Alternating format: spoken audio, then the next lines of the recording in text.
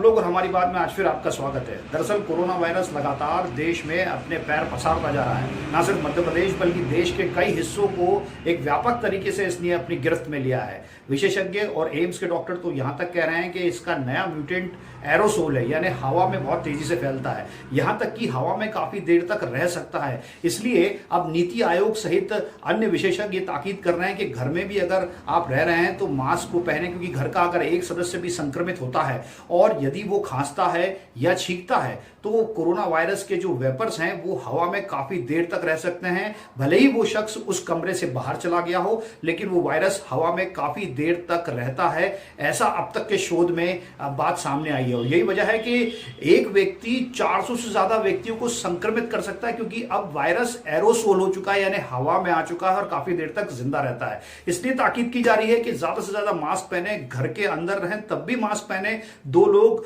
व्यवस्थित सामाजिक दूरी बना के रखें। हालांकि मुश्किल है, लेकिन कोरोना की चेन तोड़ने के लिए बहुत जरूरी है। इसके अलावा दोस्तों, जिस तरह का म्यूटेंट कोरोना वायरस का सामने आया है वो महज 3 दिन में 80% लंग्स के हिस्से को अपनी गिरफ्त में ले रहा है। शुरुआती दौर में आने वाले सर्दी जुकाम के लक्षण को बिल्कुल नजरअंदाज ना करें, फौरन जाकर नजदीकी केंद्र पर अपना कोरोना टेस्ट कराएं, क्योंकि कोरोना टेस्ट होने से और शुरुआती दौर में इसका पता लगने से इसका इलाज संभव हो पाता है और जान पर नहीं बन पाती।